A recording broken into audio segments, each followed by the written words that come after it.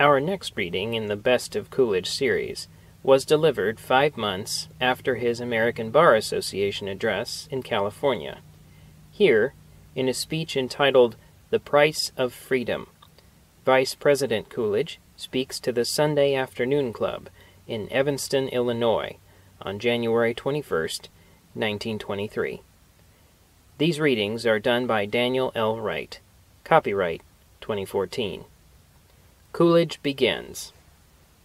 It is altogether natural that those who are connected with religious institutions should be interested in supporting good government. Their interest comes not merely from the ethical teachings of their faith, which are always finally on the side of liberty and justice, established through the maintenance of the orderly processes of the law, but it comes from a realization that in its historical development also religion has laid the foundation of government. This is preeminently true of our American political system. It neither seeks nor claims any justification for its existence save righteousness. It had its beginning, it found its inspiration in the religious beliefs of the men who settled our country, made it an independent nation, and established and maintained its constitution and its laws. If it is to endure, it will be through the support of men of like mind and like character. The people who laid the foundation of our institutions had seen a great searching out of minds in the 16th century. It was during that period that there had been put forth in matters of religion, and had come to be acknowledged, the principle of private judgment. A remarkable body of men held to this theory with a tenacity which no persecution was able to shake. Along with it went the complementary doctrine of the direct contact of the individual with the Almighty. Here were the standards of intellectual freedom and religious liberty, which have ever since been asserted with increasing acceptance. It is this principle of individual freedom in religious life which became established by the final struggles of the 16th century, that was carried over into the struggle for individual freedom in political life which took place in the 17th century. The settlement of America in increasing numbers was the direct outcome of both of these fundamental developments in the march of human progress. In the impelling force which brought the Pilgrims to Plymouth, the thought of their religious freedom was predominant, while this motive was not absent from the greater and stronger movement which brought many thousands of Puritans to the region at their north. Coming at a later time and under different conditions, they were the more strongly influenced by political considerations. But it is impossible to separate the cause of the Great Migration in those days from the Puritan movement for a free church and a free government, which reached a position of temporary power under Cromwell, sufficient to be permanently established under William and Mary. The cause of all this was a great liberal movement, a revolt against authority imposed from without, and the determination to accept for guidance the light of reason which shines from within. It was a groping toward the light of self-government, under such free institutions as characterize our republic. In those early days, it was the preaching of the clergy, rather than the teaching of the magistrates, that expounded and maintained the doctrine which, when finally accepted, resulted in our present form of government. Students of that period give a very large credit to that learned clergyman, Thomas Hooker, who first settled with his congregation at Cambridge, but afterward, in the pursuit of a larger freedom, moved with his parishioners to Hartford. He expressed his faith in free representative government when he said in a letter to Winthrop, "In matters which concern the common good, a general council chosen by all to transact businesses which concern all, I conceive most suitable to rule, and most safe for relief of the whole."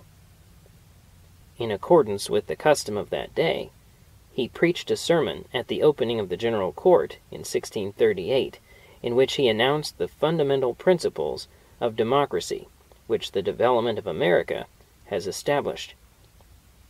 The foundation of authority is laid in the free consent of the people.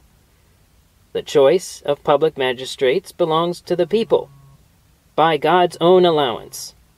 They who have power to appoint officers and magistrates have the right also to set the bounds and limitations of the power and place unto which they call them.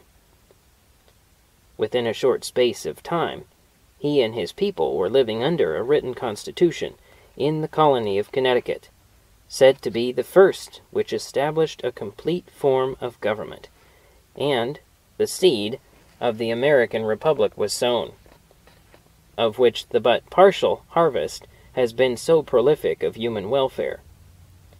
Another clergyman of like mind was John Wise, of Ipswich, who had been imprisoned for protesting against the despotic rule of Andros.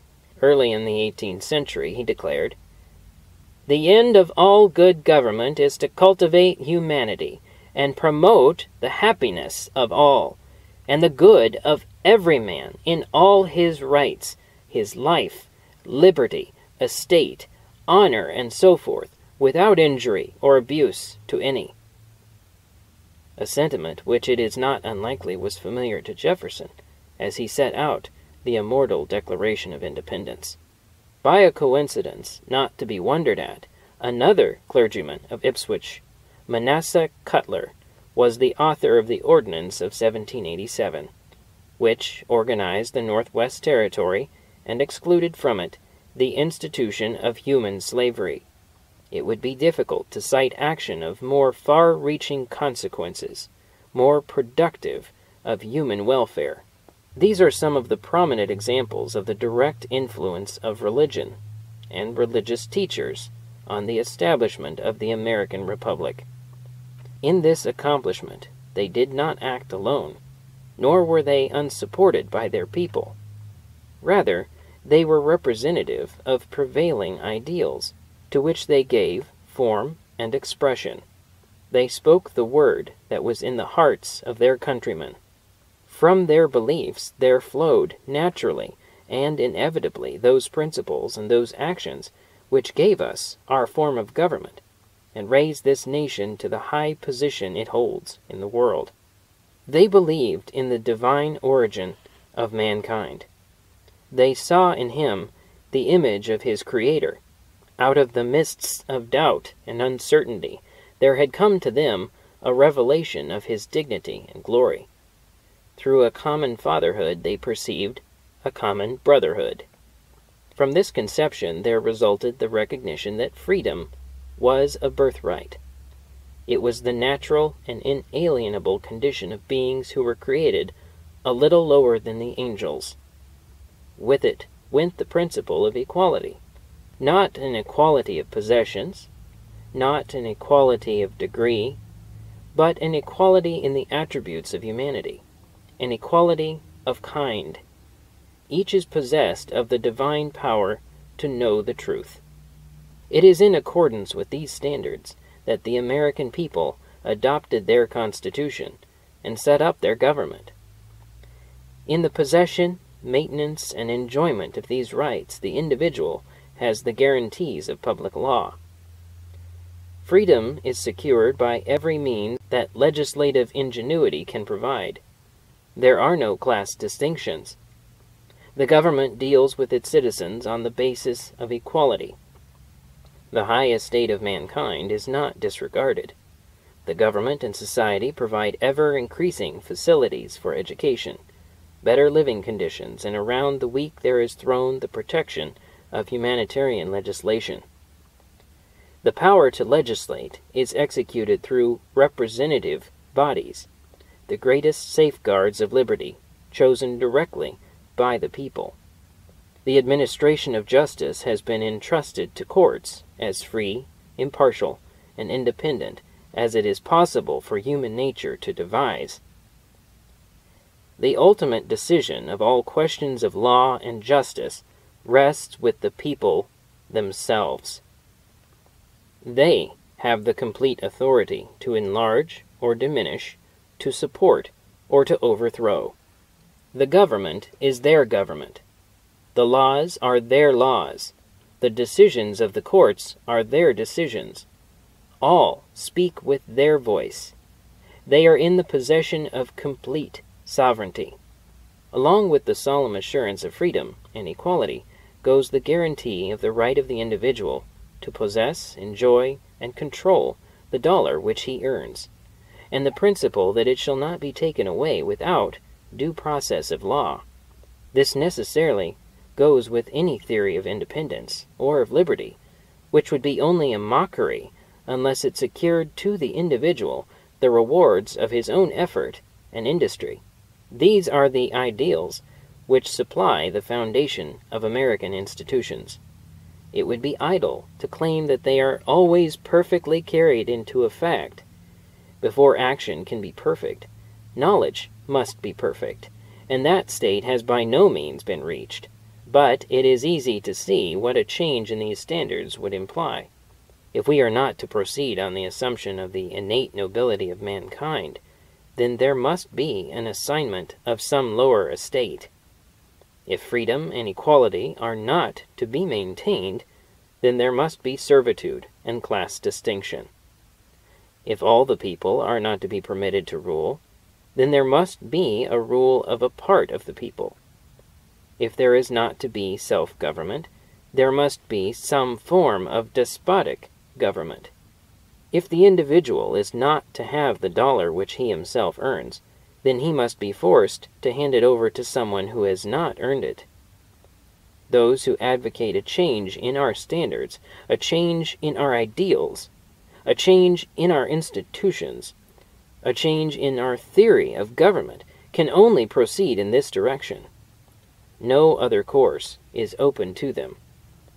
The general results of our institutions would appear to be so obvious as to need little defense, if by the increase of civilization we mean the strength and welfare of organized society, the protection and security of the individual, the growth of self-government, the general diffusion of knowledge, a wide distribution of property, the effective direction of productive industry, and the advance of science and invention, there can be no hesitation in declaring that under the system which America represents, there has been a most gratifying progress.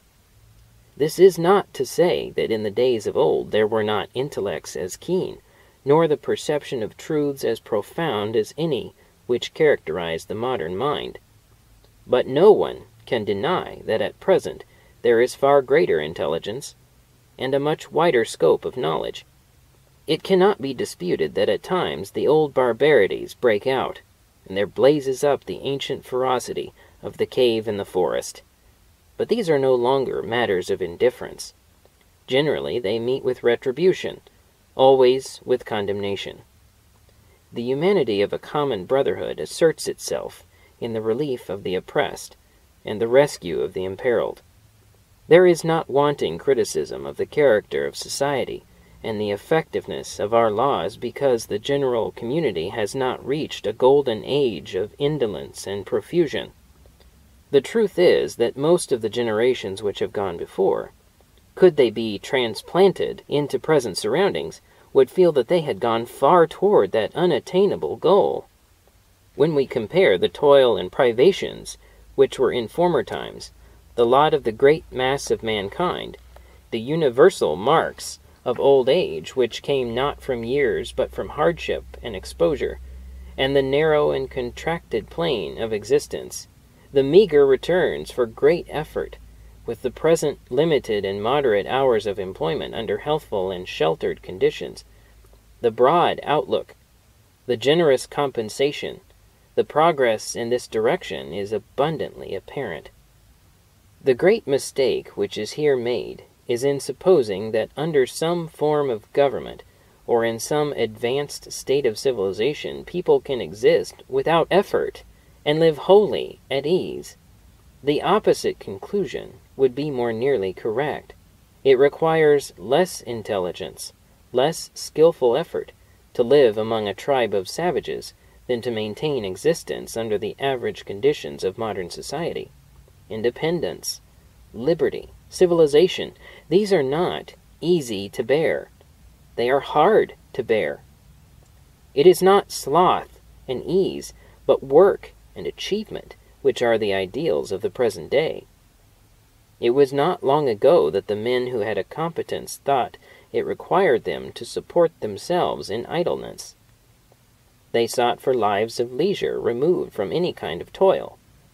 That practice, which tended to breed a class which were selfish, greedy, and cruel, has for the most part been discontinued by common condemnation. There came a realization that such an existence led to no opportunity and furnished no real satisfaction. These are now sought in a higher aim. More and more men are seeking to live in obedience to the law of service, under which those of larger possessions confer larger benefits upon their fellow men. The greater their power, the greater their service. The great apostle of this creed was Theodore Roosevelt, who stated it most accurately when he declared, "I wish to preach not the doctrine of ignoble ease, but the doctrine of the strenuous life, the life of toil and effort, of labor and strife, to preach that highest form of success which comes not to the man who desires mere easy peace, but to the man who does not shrink from danger, from hardships, or from bitter toil, and who out of these wins the splendid ultimate triumph." Civilization is the bearer of great gifts, the source of ever-enlarging opportunity. It is not the result of a self-existing plenty, but rather the product of a high endeavor. It does not rob life of all that is noble, but inspires it to all that is heroic. There are two broad theories which have held sway in the world. They have developed with the development of the race. One is the system of class and caste, the system of servitude of body and of mind, of a claim of divine right of rulers by inheritance, a system where the individual is nothing and the government is all supreme. Under such a conception there can be no real freedom, no independent choice, and therefore no responsibility. The people look to the rulers. They do what they are told to do. They believe what they are told to believe. A bureaucracy will grow up under which will be rigid supervision of every activity, whether public or private. Paternalism will flourish in its worst form. Carried to its logical conclusion, such institutions might provide for a short space of time a machine of apparent great efficiency, but such a result could be but temporary. Either the life will go out of such a community, its initiative will vanish, and its society will fossilize into a state where there is neither hope nor progress, or, undertaking to extend its dominion by aggression in accordance with its principle, it will be beset from without and overcome. Or, responding to an irresistible urge, its own subjects, casting down this artificial edifice, will assert their true nature in a declaration of their right to be free. Governments, apparently stable, and a seeming civilization have been reared on this theory, but always their end has been destruction. There is another system with which every American should be familiar, a system of equality and of freedom, not without the claim of divine right, but recognizing that such right reposes in the people. A system where the individual is clothed with inalienable rights. The people are supreme. The government is their agent. Under this conception, there is real freedom, real independence, and grave personal responsibility. The rulers look to the people. Their authority is the public will, ascertained in accordance with law. There will be the least possible interference with private affairs, realizing that it is the people who support the government and not the government which supports the people. There will be no resort to paternalism. Under such institutions, there may appear to be a lack of machine-like efficiency, but there will be no lack of character. Private initiative will be stimulated. Self-reliance and self-control will be increased. Society will remain a living organism, sustaining hope and progress, content to extend its dominion not by conquest, but by service. Such is the system of self-government, the orderly rule of the people. carrying within itself a remedy for its own disorders and the power of self-perpetuation. This is the ideal of America. No one would say that existence under these conditions is effortless. Independence is exceedingly exacting. Self-control is arduous. Self-government is difficult.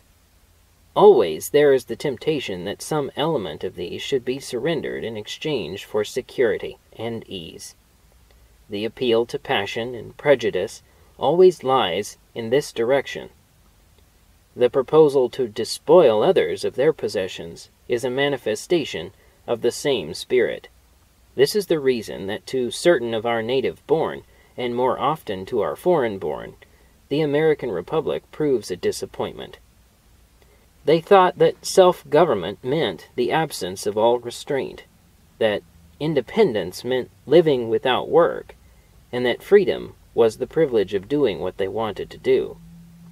It has been a hard lesson for them to learn that self-government is still government, that the rule of the people does not mean absence of authority, that independence means self-support, and that complete freedom means complete obedience to law. They are disappointed more than ever when they learn, as ever they do, that these are so, not because they have been decreed by some body of men, but that they are so by the very nature of things, and all the governments in the world are powerless to change them.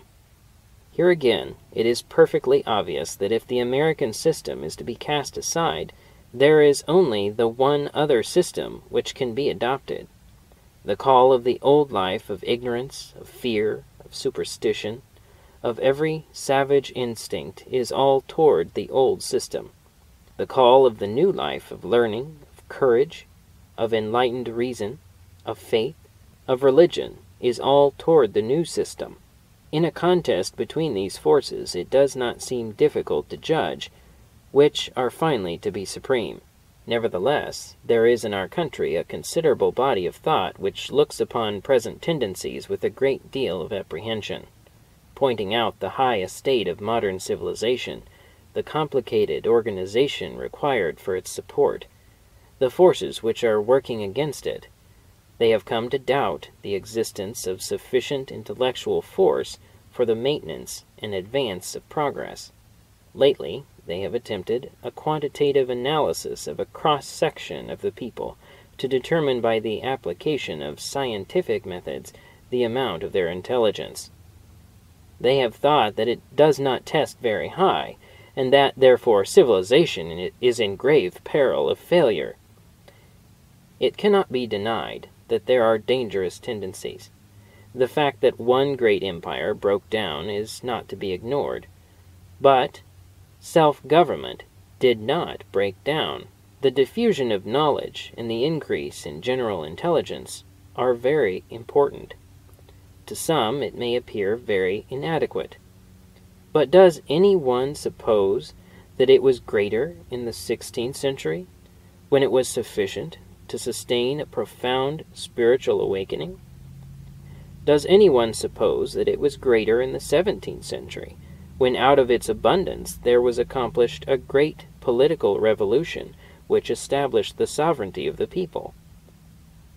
Does anyone suppose that it was greater in the 18th century, when it was adequate for the creation of the American Republic?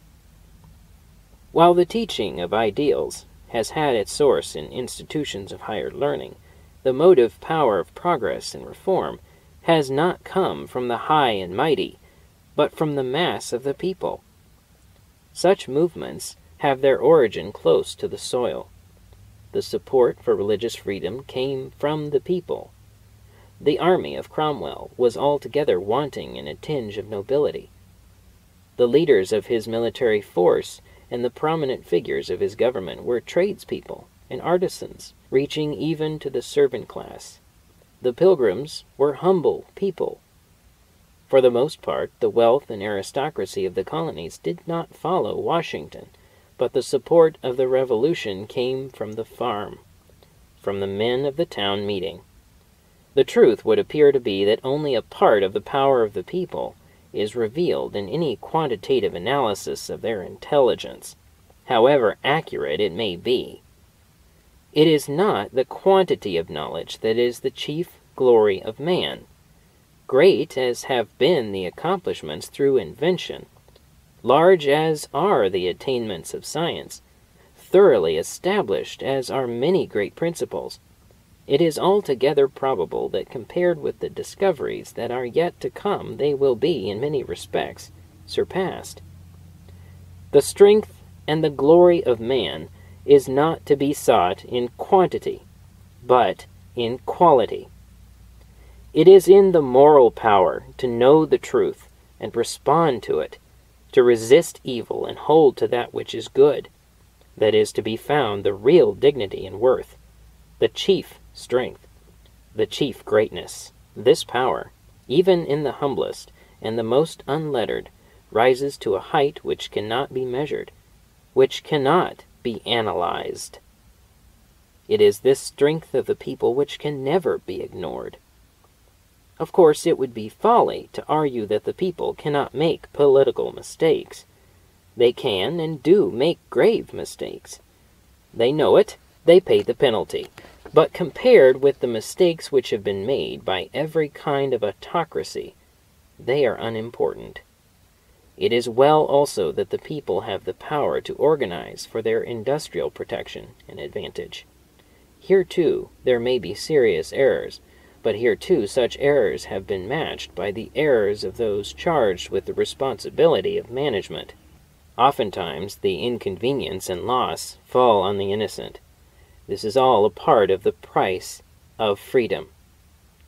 We have to bear one another's burdens, whether we will or no. We have to make personal sacrifice for the common good. We cannot have what is good unless we pay the price. Unless the people struggle to help themselves, no one else will or can help them. It is out of such struggle that there comes the strongest evidence of their true independence and nobility, and there is struck off a rough and incomplete economic justice, and there develops a strong and rugged national character. It represents a spirit for which there could be no substitute. It justifies the claim that they are worthy to be free. This is very far from saying that civilization can be maintained without any effort, or that the institutions of our government can exist without the exercise of constant vigilance. We have come to our present high estate through toil, and suffering and sacrifice. That which was required to produce the present standards of society will ever be required for their maintenance. Unless there is an eternal readiness to respond with the same faith, the same courage, and the same devotion in the defense of our institutions, which were exhibited in their establishment, we shall be dispossessed, and others of a sterner fiber will seize on our inheritance. But this is to say that in the teachings of history, and in the divine nature of mankind, there is every warrant for the profoundest belief that faith and hope are justified, and that righteousness will prevail. We need to learn and exemplify the principle of toleration. We are a nation of many races and of many beliefs. The freedom of the human mind does not mean the mere privilege of agreeing with others. It means the right of individual judgment. This right our government undertakes to guarantee to all, without regard and without punishment to any for following the dictates of their own consciences. It is on this principle that speech is free, the press is free, and religion is free. But it must be remembered that there are standards of morality, customs of intercourse, and the laws made in accordance with the public will of the people, which must be observed if such freedom is to be enjoyed. It ought to be plain enough that what is wrong for the individual to do, it is wrong by word or writing for him to advise others to do. There can be no basis for society on the theory that a person may claim the protection of the laws and yet refuse all obedience to the laws. That would not be toleration, but anarchy. This situation always yields to the application of the Golden Rule. We should treat with reverence and respect those things which we hold sacred. We need have no fear but that out of such conduct the truth will prevail.